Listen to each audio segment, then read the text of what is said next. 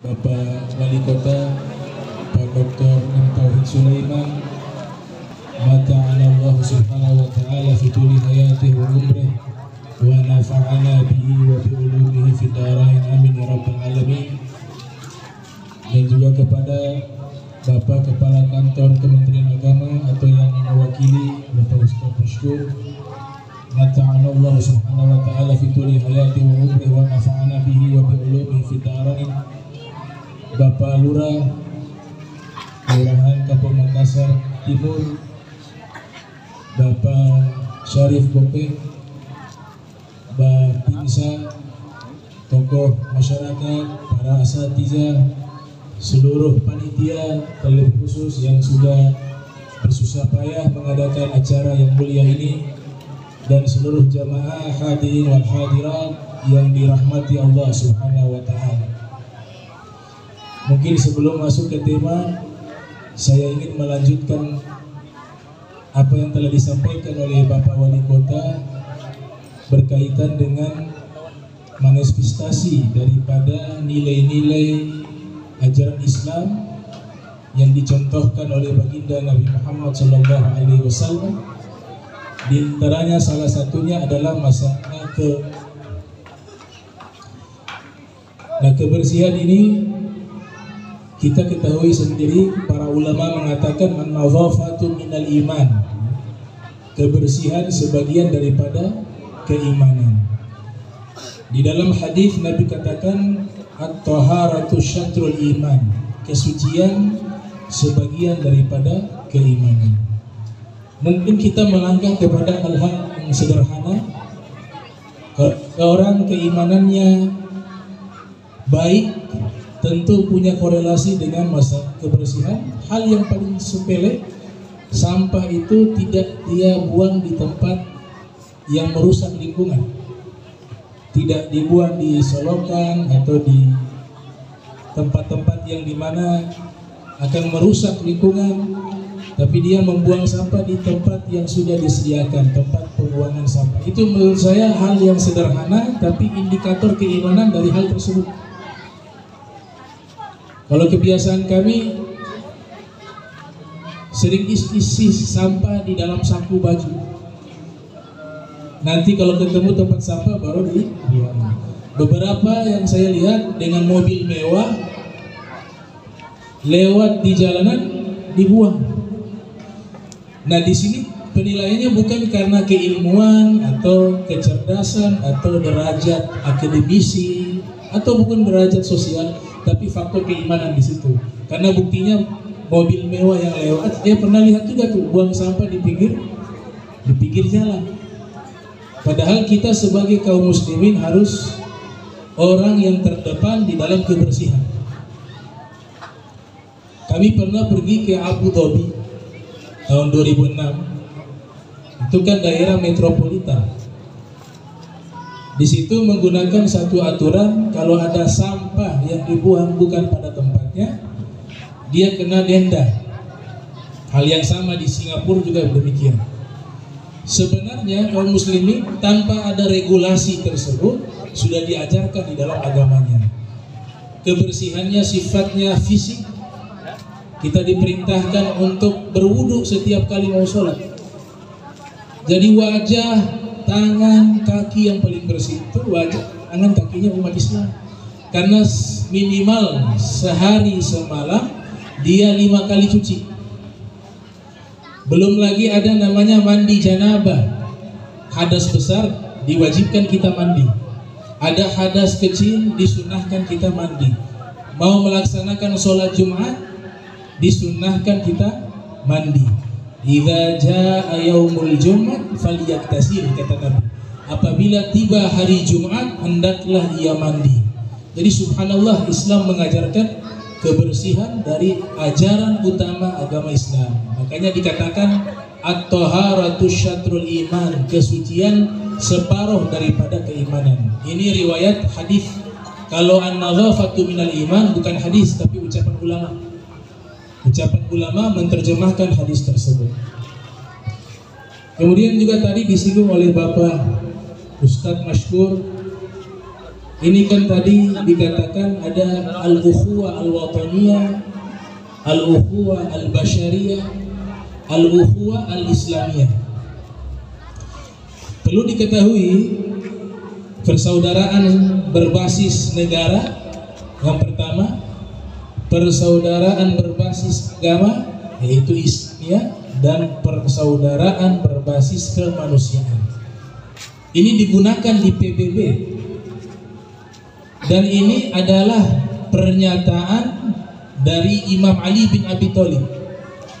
Kalau kita membaca satu kitab berjudul Nahjul Balaghah yang mengumpulkan surat-surat Sayyidina Ali bin Abi Thalib dan kumpulan khutbah-khutbah beliau, di situ beliau membahas tentang persaudaraan secara kemanusiaan. Beliau mengatakan persaudaraan ada dua dalam kitab Nahjul Balaghah. Yang pertama, persaudaraan berbasis keimanan, dan yang kedua, persaudaraan berbasis kemanusiaan. Kemudian persaudaraan berbasis kenegaraan disebutkan di dalam komentar-komentar hadis dalam kitab-kitab syuruh. Ada pernyataan mengatakan hubbul watan minal iman, cinta tanah air sebagian daripada keimanan. Jadi lengkap nih agama Islam membahas tentang persaudaraan. Dan alhamdulillah ini tema yang diangkat juga secara realita. Di kampung Makassar Timur ini terkumpul berbagai macam suku, sebagaimana tadi disampaikan oleh Bapak Wali Kota, sesuai dengan firman Allah Ta'ala di dalam surat Al-Hujurat, Ya ayyuhan nas inna khalaqnakum min dzakarin wa untha wa ja'alnakum syu'uban wa qabaila lita'arrafu inna akramakum 'indallahi atqakum. Allah memanggil wahai manusia menggunakan kata an-nas, tidak menggunakan redaksi kata al-insan yang berarti manusia juga, tidak menggunakan kata al-bashar yang berarti manusia juga, tidak menggunakan kata al-wara yang berarti manusia juga, tapi yang Allah gunakan adalah kata an-nas. Kenapa yang dipilih kosakata an-nas?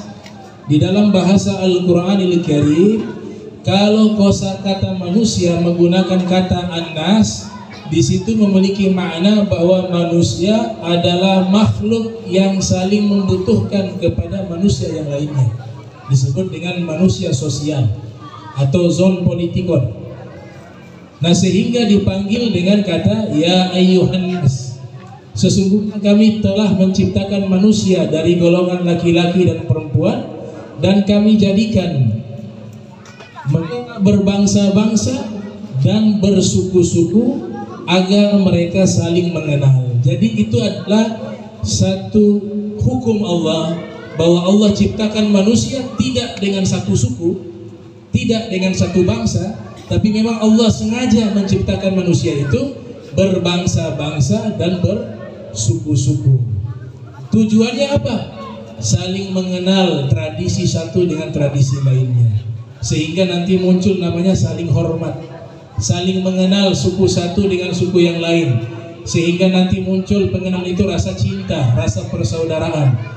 Dan ini adalah bentuk sunnatullah, kita diikat di atas satu persaudaraan tertinggi, yaitu al-ukhuwah al-islamiyah. Kita meninggal dunia, persaudaraan yang ditanya di dalam kubur yaitu persaudaraan keimanan. Hanya kita harus tempatkan sesuai derajat. Paling tertinggi persaudaraan berdasarkan keimanan. Saya katakan paling tertinggi, kenapa? Karena persaudaraan ini dia berlangsung sampai akhirat. Yang kedua, persaudaraan kemanusiaan. Yang ketiga, persaudaraan kebangsaan. Ketiga-tiga ini tidak bisa dipisahkan dalam Islam. Dia saling berhubungan satu dengan lainnya. Nabi kita Muhammad SAW adalah manusia yang paling nasionalis. Nabi Muhammad SAW adalah manusia yang paling mencintai tanah lahirnya beliau, negerinya beliau, tanah airnya beliau. Di dalam riwayat Sahih Al-Bukhari yang dikeluarkan oleh Imam Bukhari yang lahir tahun 194 Hijriah, wafat 256 Hijriah, diriwayatkan oleh Imam Bukhari, Nabi ketika diusir dari Makkah, kan Nabi lahirnya di Makkah, orang asli Makkah, orang Quraisy dari suku Bani Hashim, diusir oleh kaumnya, beliau berhijrah ke Yathrib, ke Al-Madinatul Munawwarah. Ketika meninggalkan kota Makkah, beliau menghadap ke kota Makkah dan menyatakan kalimat cinta tanah air. Beliau mengatakan, seandainya aku tidak diusir oleh kaumku, maka aku akan tetap tinggal di tempat aku lahir, yaitu di kota Makkah. Nah, inilah yang menjadi penjelasan-penjelasan para ahli hadis bahwa Nabi Muhammad SAW sudah membuktikan diri beliau sebagai laqad kana lakum fi rasulillahi uswatun hasanah, teladan terbaik bagi kita umat Islam khususnya, bahwa beliau menunjukkan kecintaannya terhadap tanah airnya, yaitu kota Makkah. Disinilah ulama menjelaskan keluarlah rumusan yang disebut hubbul waton minal iman. Jadi kalimat hubbul waton minal iman, cinta tanah air sebagian daripada keimanan, ini bukan kalimat baru, ini kalimat sudah lama. Akan tetapi Indonesia dipopulerkan oleh Kiai Haji Hashim Asy'ari, pendiri Nahdlatul Ulama. Tapi kalau kita membaca kitab-kitab klasik, bahkan dalam kitab tafsir, seorang ulama bernama Abu Ja'far Muhammad Ibnu Jarir At-Tabari yang lahir tahun 224 Hijriah, wafat 310 Hijriah, di dalam tafsirnya Jami'ul Bayan ada isyarat hubbul waton minal iman dalam kitab beliau. Padahal beliau abad kedua Hijriah. Kemudian juga Imam As-Sakhawi, seorang ulama ahli hadis, juga dalam kitab Al-Husnul Maqsad juga menyatakan hubbul waton minal iman. Padahal beliau abad ke-7 sampai ke-8 atau abad ke-9. Sebagian ulama mengatakan beliau adalah murid daripada Ibnu Hajar Al-Asqalani. Ada juga dalam Fathul Bari juga menyatakan hubbul waton minal iman. Jadi istilah ini dipinjam oleh Kiai Haji Hashim Asy'ari dari penjelasan-penjelasan ulama-ulama terdahulu. Karena Nabi Muhammad SAW menunjukkan kecintaannya kepada tanah air. Ini dikukuhkan oleh Al-Imam Fakhruddin Ar-Razi di dalam kitabnya Mafatihul Ghaib atau disebut At-Tafsir Al-Kabir, yang beliau dilahirkan tahun 544 Hijriah, wafat 604 Hijriah. Jadi semua ulama, baik ulama ahli Al-Quran atau mufassirun dan ulama ahli hadis atau al-muhaddithun atau al-huffaz, mereka sudah menjelaskan bentuk kecintaan kepada tanah air. Kemudian persaudaraan al-ukhuwah al-insaniyah, persaudaraan berbasis kemanusiaan, ini apa lagi? Hak-hak kemanusiaan itu diatur di dalam Pancasila. Substansi utamanya di sila kelima, yaitu al-adalatu al-istimaiyatu li jami'i afradi asy-sya'bil Indonesia, yaitu keadilan sosial bagi seluruh rakyat Indonesia. Itu sebenarnya adalah substansi dari firman Allah Subhanahu wa taala untuk memberikan keadilan sosial bagi seluruh rakyat, bagi seluruh manusia. Ayatnya adalah wa ma arsalnaka illa rahmatan lil alamin. Tidaklah kami mengutus engkau wahai Nabi Muhammad SAW melainkan sebagai kasih sayang untuk diberikan kepada seluruh alam semesta. Nah, alam semesta ini mencakup ada manusia di dalamnya, ada hewan di dalamnya, ada jin di dalamnya, bahkan dikatakan malaikat ada di dalamnya, dan lingkungan juga masuk kepada alam semesta. Jadi menyebarkan kebaikan kepada alam semesta, yaitu 5 kriteria tersebut. Kemudian yang berikut dari judul tersebut, Al-Islamiyah. Al-Islamiyah adalah bentuk daripada nama agama yang dibawa oleh Nabi Muhammad Sallallahu Alaihi Wasallam. Semua nama agama sebelumnya biasanya menggunakan tempat. Nasrani itu sebagian para sejarawan mengatakan menggunakan tempat yang namanya Nazaret yang ada di Palestina. Karena disitulah mereka para pendeta membuat rapat khusus untuk menentukan daripada ajaran-ajaran agama yang dibawa oleh Nabi Isa. Makanya tempat tersebut dinisbatkan dengan nama agamanya, Nazaret, jadi Nasrani. Sebagian lain mengatakan dari kata menolong. Nasara kan dari bahasa Arab, Nasara yang suruh. Kaum Ansor artinya kaum penolong. Ansor dari kata Nasara. Jadi mereka penolong dan pembela Nabi Isa. Maka disebut dengan nama gelar tersebut sebagai agama Nasara. Yahudi disebut dengan nama sukunya. Karena Yahudi nama orang, atau juga Israel itu nama nabi. Nabi Yakub itulah yang nama Israel. Jadi Bani Israel artinya anak turunan Nabi Yakub. Jadi nama-nama agama samawi menggunakan nama tempat, nama orang, dan juga nama lakob, julukan. Berbeda dengan agama Islam. Tidak menggunakan nama Nabi Muhammad, tidak menggunakan nama tempat, tapi menggunakan istilah yang namanya Islam, diambil dari kata selamat, salimah, yaslamu salamatan. Yang luar biasa, makna daripada Islam itu al-istislam. Tapi Allah memilih nama kata Islam berada di tengah antara salam dan istislam. Dia berada di tengah. Kalau salam terlalu pendek, kalau istislam terlalu panjang. Posisinya nama Islam itu di tengah. Inna dina indallahi Islam. Kenapa demikian? Karena sesuai dengan makna substansial dari ajaran Islam, bahwa ajaran Islam membawa ajaran yang disebut tawassut, moderat, tidak ekstrim kanan, tidak ekstrim kiri. Sehingga namanya pun tengah-tengah. Untuk namanya tengah-tengah, tidak terlalu panjang, tidak terlalu pendek. Disebutkan dengan firman Allah ummatan wasata, wa kadzalika ja'alnakum ummatan wasata litakunu syuhada'a 'alan nasi wa yakuna ar-rasul 'alaikum syahida. Kami jadikan kalian wahai umat Islam ummatan wasata, umat pertengahan, tidak ekstrim kanan, tidak ekstrim kiri, baina tafrid wa ifrat. Maka namanya juga dipilih nama yang pertengahan, model, bukan istislam dan bukan salam, tapi nama agama kita mengikuti agama Nabi Muhammad SAW yang dibawa oleh beliau dengan nama Al-Islam, yang artinya menyebarkan keselamatan, kedamaian.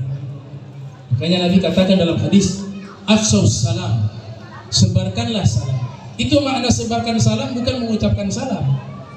Kalau mengucapkan salam di hadis yang lain tuh, akrius salam man arafta wa man lam ta'rif. Berikanlah salam kepada orang yang kalian kenal dan kepada orang yang tidak kalian kenal. Nah, kata akri'u itu adalah bentuk mengucapkan, membaca. Tapi kalau afsaus salam maknanya bukan sekedar mengucapkan salam, tapi dia menyebarkan kedamaian di tengah-tengah manusia. Itu makna daripada al-Islam. Kemudian tadi Bapak Wali Kota mengatakan kita ini dijadikan sebagai umat terbaik. Kuntum khairan ummah ukhrijat lin-nas ta'muruna bil ma'ruf wa tanhauna 'anil munkar wa tu'minuna billah. Kalian adalah umat terbaik yang dikeluarkan oleh Allah Ta'ala bagi seluruh manusia. Pertanyaannya, kenapa kita dijadikan sebagai umat terbaik? Jawabannya satu, kullu syai'in ta'allaqa bin Nabi sallallahu alaihi wasallam yasiru syarafan wa fadlah. Segala sesuatu jika dikaitkan kepada Nabi Muhammad sallallahu alaihi wasallam, maka sesuatu itu akan menjadi mulia. Kita disebut sebagai sebaik-baiknya umat karena kita adalah umat baginda Nabi Muhammad sallallahu alaihi wasallam. Makanya disebut umat terbaik. Kemudian bukan hanya sekedar kita ini umat terbaik. Nanti di hari kiamat kita umat Islam dijadikan saksi oleh Allah di hadapan seluruh para nabi. Itu yang dimaksudkan di dalam firman, wa kadzalika ja'alnakum ummatan wasata litakunu syuhada 'alan nas. Kalian dijadikan sebagai umat yang memberikan saksi kepada seluruh manusia. Di dalam tafsir dan di dalam riwayat Sahih Al-Bukhari, Imam Bukhari meriwayatkan maknanya adalah nanti di hari kiamat Allah Ta'ala bertanya kepada para nabi, apakah kalian sudah menyampaikan risalah yang saya perintahkan kepada kalian, kepada umat kalian? Hal balagatum risalah? Maka mereka, para nabi mengatakan, kami telah menyampaikan risalah tersebut ya Allah. Kemudian Allah bertanya kepada umat mereka, hal balagakum, apakah nabi telah menyampaikan risalah kepada kalian? Ternyata umat-umat nabi terdahulu mengingkari. Mereka mengatakan, ma nabiyyun yub'ats ilaina au kama qala, tidak ada satu nabi yang diutus kepada kami. Risalahmu ya Allah belum sampai kepada kami, karena engkau belum mengutus para nabi kepada kami. Maka Allah bertanya kepada para nabi, yang punya saksi, yang dimana saksi ini menyatakan bahwa kalian seluruh para nabi telah menyampaikan risalah Tuhan kepada umat kalian. Maka didatangkanlah umat Islam. Kemudian Allah bertanya kepada umat Islam dan juga bertanya kepada Nabi Muhammad SAW, apakah benar para nabi-nabi terdahulu belum menyampaikan risalah mereka kepada umat mereka? Maka Nabi Muhammad dan seluruh umat Islam mengatakan, tidak ya Rabb, seluruh para nabi terdahulu telah menyampaikan risalahnya kepada umat mereka, tapi umat mereka lah yang mengingkari risalah tersebut. Maka ayat ini diturunkan oleh Allah, wa kadzalika ja'alnakum ummatan wasata litakunu syuhada 'alan nas wa yakuna ar-rasul 'alaikum syahida.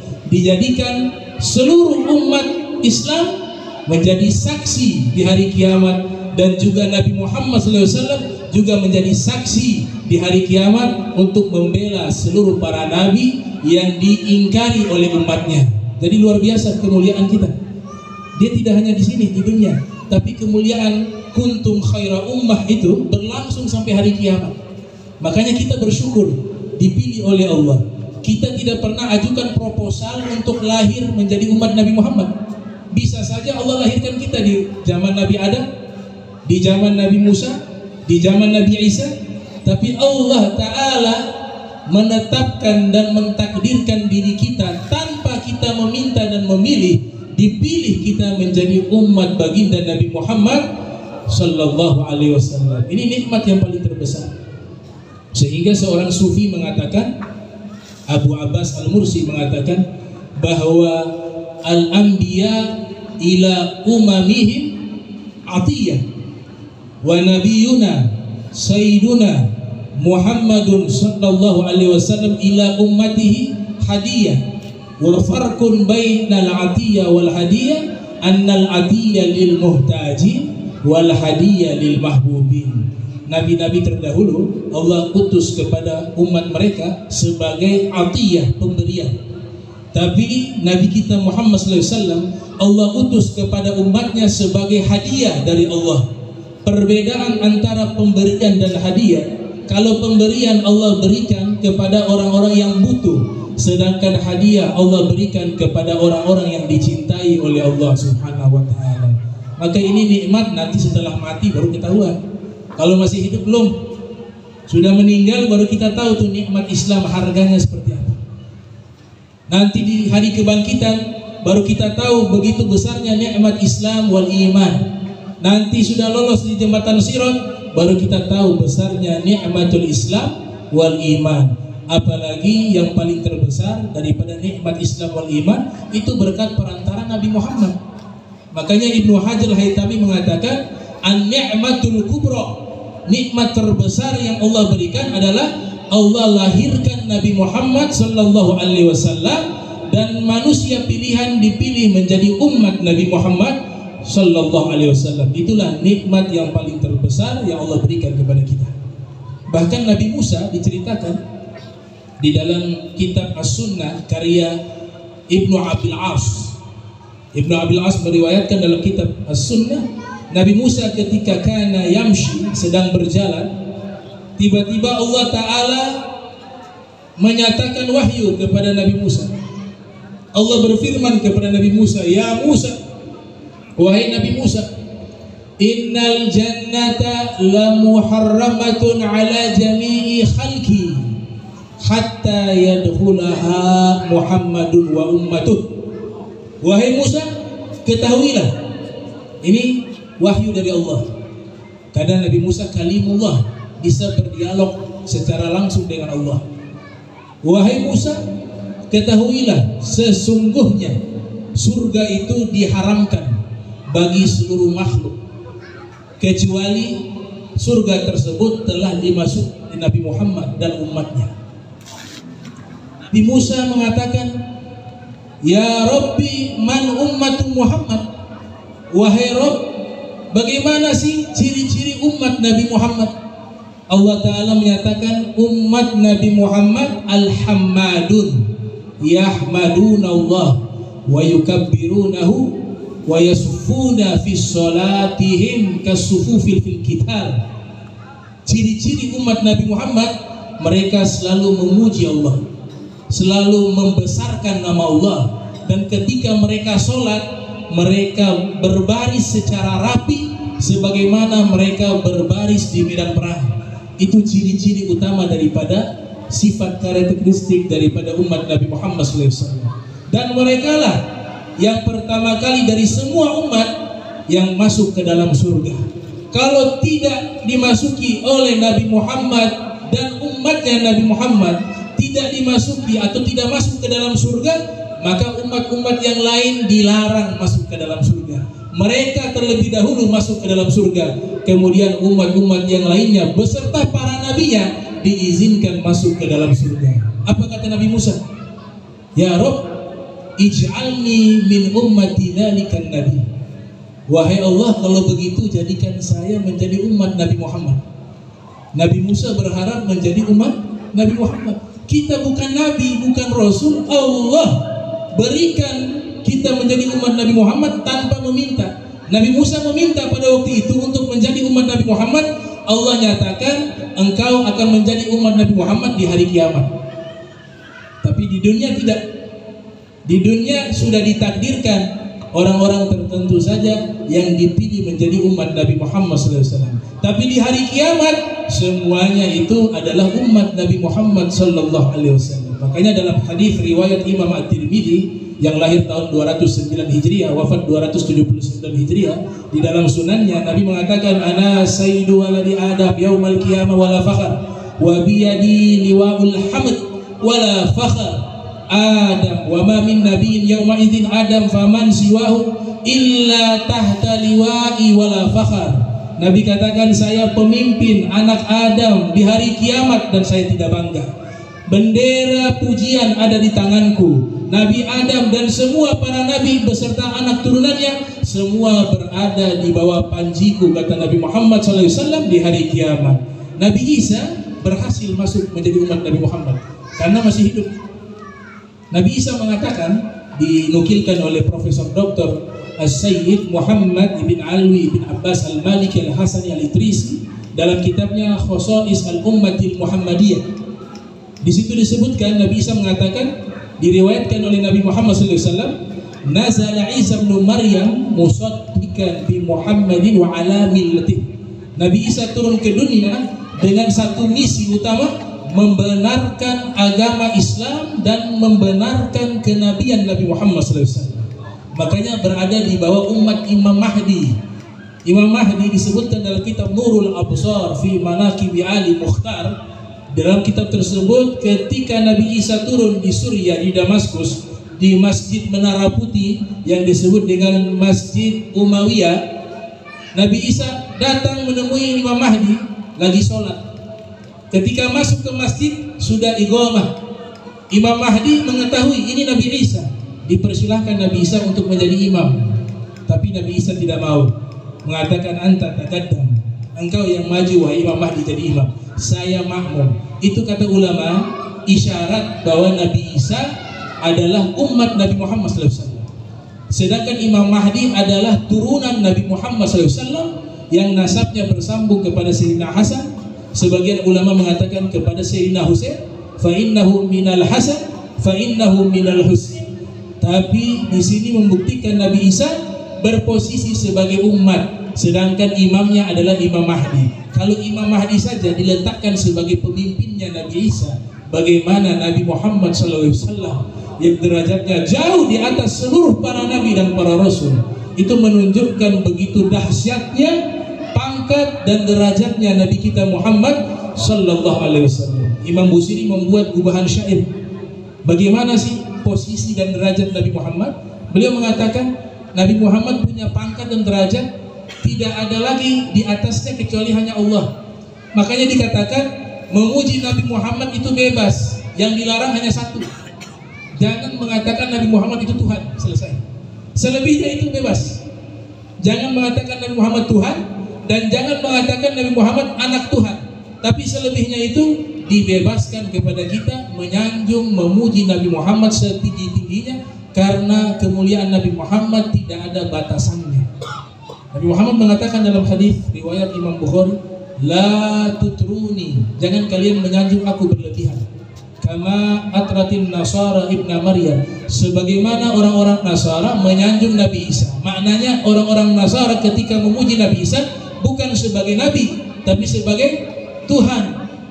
Maka oleh sebab itu bebas memuji, kata Imam Busiri dalam syairnya. Beliau mengatakan wahkum bima syi'ta madhan fihi wahtakimi wansub ila dhati ma syi'ta min syarafin wansub ila qadrihi ma syi'ta min idhami fa inna fadla Rasulillah laisa lahu haddun fa yu'bir anhu natikun bifadli. Kaitkanlah kepada Nabi Muhammad semua kemuliaan, bebas.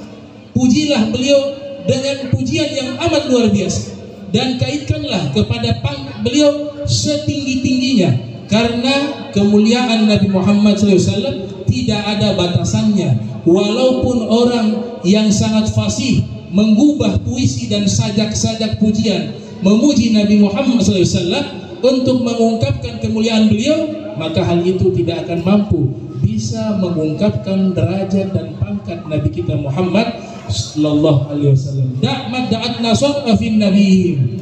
Tinggalkanlah pujian yang mengatakan Nabi Muhammad sebagai Tuhan. Sisanya itu diizinkan kita memuji dan menyanjung Nabi Muhammad sallallahu alaihi wasallam setinggi-tingginya. Inilah batasan daripada menyanjung dan memuji Nabi Muhammad sallallahu alaihi wasallam. Jadi kita menjadi umat terbaik karena kita umat Nabi Muhammad. Di dalam Maulid Ad-Dibai kan dikatakan wa yakunu khairal anbiya'i wa ummatuhu khairal umam. Dijadikan Nabi Muhammad sebaik-baiknya para nabi, di antara para nabi yang paling terbaik Nabi Muhammad, dan wa ummatuhu khairal umam, dan umatnya Nabi Muhammad sallallahu alaihi wasallam adalah sebaik-baiknya umat. Makanya Sayyid Muhammad bin Ali al-Maliki al-Hasani, beliau menulis kitab berjudul Khosais al-Ummati Muhammadiyah. Beliau tidak sebutkan keistimewaan umat Islam, beliau tidak sebutkan keistimewaan agama Islam, tapi dalam judul kitabnya beliau sebutkan Khosais al-Ummati Muhammadiyah, keistimewaan umat Nabi Muhammad sallallahu alaihi wasallam. Kalau tidak ada Nabi Muhammad di situ, walaupun kita beragama Islam, gak akan jadi umat terbaik. Tapi karena kita dipilih menjadi umat Nabi Muhammad dan Nabi Muhammad membawa agama Islam, maka dikatakan kita sebagai khairul umam, sebaik-baiknya umat. Ini yang pertama. Yang kedua, kemuliaan tempat. Tadi kan keadaan mulia karena sebab ada Nabi Muhammad. Kita menjadi umat terbaik karena sebab Nabi Muhammad. Tempat juga demikian. Kota Makkah dan Madinah itu tidak akan mulia kalau tidak ada Nabi Muhammad. Kota Makkah dan Madinah itu diperkenalkan oleh Nabi Muhammad. Karena berkat Nabi Muhammad, jadilah kota Makkah dan Madinah menjadi kota suci. Kalau tidak ada Nabi Muhammad, tidak akan jadi kota suci. Allah yang bersumpah di dalam Al-Quran, la uqsimu bihadzal balad wa anta hillum bihadzal balad. Sungguh aku bersumpah dengan negeri ini, yaitu yang dimaksud apa? Makkah. Karena engkau tinggal di negeri ini. Artinya wa anta hillum bihadzal balad itu sababiyah, menyebabkan kota Makkah menjadi mulia karena sebab Nabi Muhammad dilahirkan dan tinggal di kota Makkah. Dan Nabi Muhammad menginginkan Ka'bah sebagai kiblat sholat. Itu keinginan pribadi Nabi itu. Qad nara taqalluba wajhika fis sama'i falanuwalliyannaka qiblatan tardaha fawalli wajhaka syatra masjidil haram. Nabi memiliki keinginan arah kiblatnya menghadap ke Ka'bah. Allah Ta'ala perintahkan, kalau begitu hadapkan wajahmu, tubuhmu ke arah Ka'bah. Sebelumnya menghadap ke Baitul Maqdis. Keinginan pribadi Nabi Ka'bah menjadi kiblat, maka Allah jadikan tempat tersebut menjadi kota suci. Jadi aman, disebutkan di surat Wattini wazaitun wa turi sinin wa hadzal baladin amin. Dia menjadi amin, menjadi aman karena ada Nabi Muhammad sallallahu alaihi wasallam. Kota Madinah sebelum Nabi tinggal itu kota penuh dengan wabah penyakit. Kota yang penuh pertikaian, peperangan. Kota yang tidak ada keberkahan. Makanya namanya sebelumnya. Al-Imam Al-Hafiz Ahmad bin Ali Ibnu Hajar Al-Asqalani yang lahir tahun 773 Hijriah dan juga Syekh Yaqut Al-Awi dan Al-Buldan menyatakan dinamakan nama kota tersebut Yathrib memiliki makna kehinaan, makna yang tidak baik, kehinaan, hal yang tidak baik atau yang tercela. Makanya Nabi merubah namanya Yathrib menjadi Madinah yang artinya kota yang berperadaban. Sebelumnya memang kota ini tidak ada berkahnya. Madinah dahulu tidak ada berkahnya, penuh dengan penyakit, penuh dengan pertikaian, konflik. Tapi di saat Nabi hijrah dia berubah menjadi kota suci. Ulama membuat syair, "Wan Nabiyyu sallallahu alaihi wasallam sakanal Madinata fazala an al-maradu wa sarat mahrusatan bil malaikati fa kaifa idza sakana qalbak." Nabi Muhammad sallallahu alaihi wasallam ketika tinggal di kota Madinah yang dahulunya penuh dengan penyakit, seluruh wabah penyakit hilang dengan berkat adanya Nabi Muhammad sallallahu alaihi wasallam. Kota yang dahulunya biasa-biasa saja, tidak diperhatikan dan dijaga oleh malaikat, ketika Nabi Muhammad SAW tinggal di kota Madinah dijaga oleh malaikat, sehingga dikatakan dua kota suci yang tidak dimasuki oleh Dajjal. Dajjal akan memasuki semua negeri yang ada di bumi ini kecuali Makkah dan Madinah karena berkat Nabi Muhammad sallallahu alaihi wasallam. Lantas bagaimana seandainya Nabi Muhammad menetap di dalam hatimu, kata ulama, maka semua penyakit hati akan hilang dan semua wabah-wabah yang ada di hati akan diangkat oleh Allah. Dan hati ini akan dipenuhi dengan rahmat dan kasih sayang dari Allah Subhanahu wa taala. Hati yang terukir di dalamnya nama Nabi kita Muhammad sallallahu alaihi wasallam. Imam Suyuti membuat satu kitab tentang tempat-tempat yang mustajab itu karena sebab Nabi Muhammad. Kalau kita berangkat haji atau umroh, ada satu tempat yang namanya Multazam di antara pintu Ka'bah dan Rukun Yamani. Itu tempat dahulu tidak mustajab, tapi karena Nabi sering bersandar di tempat tersebut, Allah jadikan tempat sandaran Nabi menjadi tempat makanun mustajabun, tempat yang diijabah doanya. Itu pernyataan daripada Al-Imam Ibnu Zawziyah Al-Qayyim dalam kitabnya Zadul Ma'ad fi Hadi Khairil Ibad. Kemudian dinyatakan banyak tempat-tempat Suyuti sebutkan dalam kitabnya Iddatul Inaba fi Amakinil Ijabah, yang beliau ulama asal Mesir, kelahiran tahun 809 Hijriah, wafat 911 Hijriah, menyatakan bahwa semua tempat yang mustajab di situ ada keberkahan dari Nabi Muhammad sallallahu alaihi wasallam. Jadi beliau kalau diartikan wa ma arsalnaka illa rahmatan lil alamin, tidaklah aku mengutus dirimu terkecuali sebagai rahmat untuk alam semesta, kita bisa tambahkan bukan hanya rahmat tapi barakatan lil alamin. Adanya Nabi Muhammad adalah keberkahan untuk alam semesta. Adanya Muhammad adalah kebaikan untuk alam semesta. Semuanya bersumber daripada Nabi kita Muhammad sallallahu alaihi wasallam. Yang terakhir, kemuliaan tempat. Surga yang kedua, kemuliaan waktu. Semua waktu yang berkah, yang mustajab, semuanya itu karena adanya keberkahan Nabi Muhammad. Kita tahu seorang ulama ahli sunnah wal jamaah bernama Al-Imam Al-Baihaqi yang lahir tahun 384 Hijriah menulis satu kitab berjudul Fadailul Awqat, yaitu keutamaan waktu. Di situ beliau sebutkan satu waktu yang mustajab diantaranya adalah waktu sehari semalam, yaitu di sepertiga malam. Itu kan disebutkan di dalam hadis yang sahih. Rasul SAW bersabda, yanzilu Rabbuna tabaraka wa ta'ala ila sama'i dunya kulla sama'i dunya la yabqa thuluthul lail akhir. Allah Subhanahu wa ta'ala menurunkan rahmat khusus di setiap malam di akhir sepertiga malam. Rahmat khusus itu Allah turunkan rahmatan makhsusah. Allah Ta'ala menurunkan rahmat khusus di waktu tersebut. Allah memanggil seluruh hamba-hambanya. Allah nyatakan di dalam firman-Nya, fayaqulu man yad'uni fa astajibalah. Siapa yang berdoa padaku di waktu tersebut, aku ijabah doanya. Man yas'aluni fa u'tiyah. Siapa yang meminta padaku di waktu tersebut, aku akan berikan. Man yastaghfiruni fa aghfiralah. Siapa yang beristighfar padaku di waktu tersebut, aku akan ampuni seluruh dosanya. Kenapa sepertiga malam menjadi waktu yang karena di waktu itulah detik-detik kelahiran Nabi Muhammad SAW. Nabi Muhammad lahir inda tulu'il fajr, ketika terbitnya fajar. Perpindahan cahaya Nabi Muhammad untuk bisa terlahir di alam dunia ini di waktu-waktu akhir malam dan sampai di waktu terbitnya fajar. Allah jadikan waktu tersebut waktu mustajab untuk mengingatkan dan memberikan kesan kepada kita bahwa kelahiran Nabi Muhammad SAW adalah satu bentuk keberkahan dan satu kebaikan yang sangat besar yang Allah jadikan momentum tersebut sebagai waktu yang mustajab.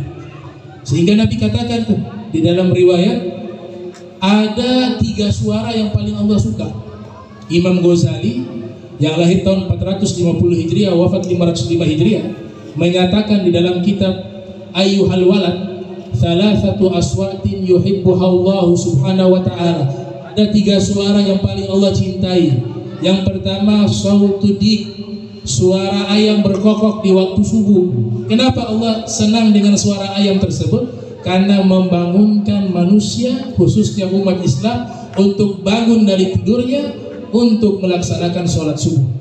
Makanya suara itu paling dicintai oleh Allah Subhanahu wa ta'ala. Ini yang menjelaskan Sayyidina Ali bin Abi Thalib di dalam kitab Nawadir yang ditulis oleh Imam Al-Qalyubi.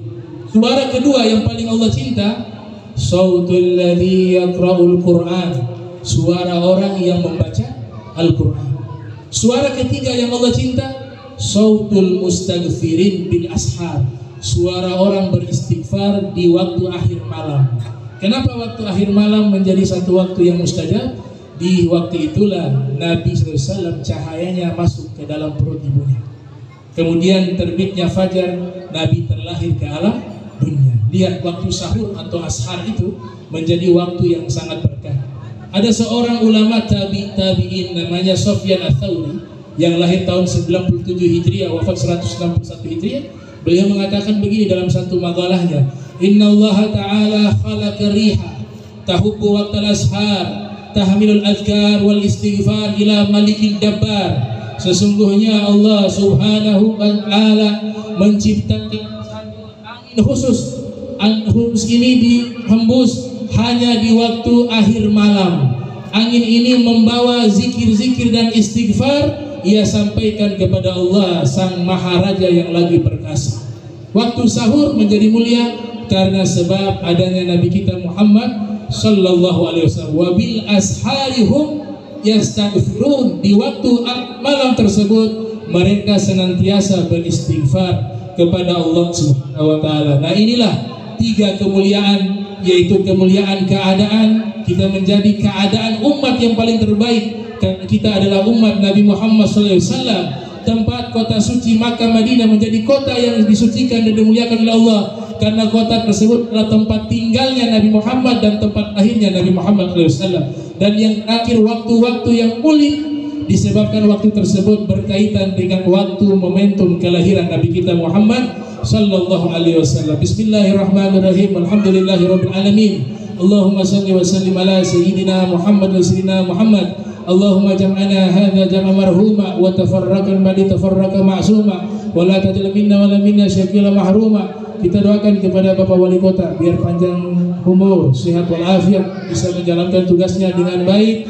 Mudah-mudahan Allah Ta'ala berikan banyak pahala kepada kebaikan-kebaikan para pemimpin kita, dari kepolisian, dari tentara, dari lurah, dan juga Kementerian Agama, semuanya Allah mudahkan urusannya, dan semoga Allah Ta'ala balas menjadi amal soleh yang diterima oleh Allah Subhanahu wa Ta'ala. Dan seluruh jamaah hadirin hadirat, mudah-mudahan di malam hari ini kita keluar dari majelis ini, Allah sudah bersihkan seluruh dosa kita, Allah angkat derajat kita di sisinya, dan kita dikenali satu persatu namanya oleh Nabi Muhammad sallallahu alaihi wasallam. Bismillahirrahmanirrahim. Allahumma salli wa sallim ala sayyidina Muhammadin wa ala ali sayyidina Muhammad. Allahumma salli wa sallim nuril anwar wa siril asrar wa triyakil aghyar miftahi babil yasar sayyidina Muhammadin al-mukhtar wa ala ali athhar wa ashabil akhyar min al-ifdalih. Allahumma salli wa sallim ala sayyidina Muhammadin tibil qulub wa dawaiha wa afiyat abdani wa shifaiha wa nuril absari wa diyaiha wa quti azadi wa ruwahi wa gidaiha wa ala ali wa sahbihi ajmain. Allahumma salli wa sallim ala sayyidina Muhammadin miftahi babi rahmatillah adada ma fi ilmillah salatan wa salaman daimain mutalazimin bidawai mulkillah wa ala ali wa sahbihi wa man wala. Allahumma jam'ana hadha jam'a marhuma wa tafarraqana min ba'di tafarraqa ma'suma wa la tajal minna wa la minna syakila mahruma. Subhanaka wa bihamdika asyhadu an la ilaha illa anta astaghfiruka wa atubu ilaik. Wa sallallahu ala sayyidina Muhammadin wa ala alihi wa sahbihi wa barik wa sallam. Wa lafu minkum wassalamu alaikum warahmatullahi wabarakatuh.